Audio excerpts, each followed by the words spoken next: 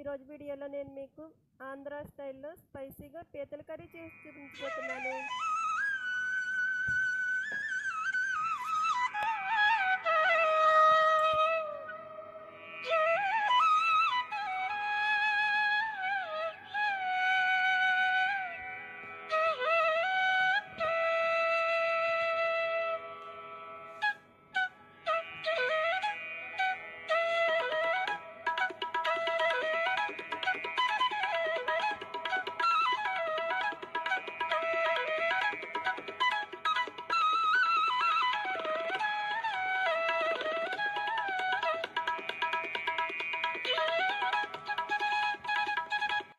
ఈ ప్రాసెస్లో చేసుకున్నట్టయితే ఆంధ్ర స్పెషల్ రెసిపీ అయిన స్పైసీగా పీతల కర్రీ రెడీ అవుతుంది.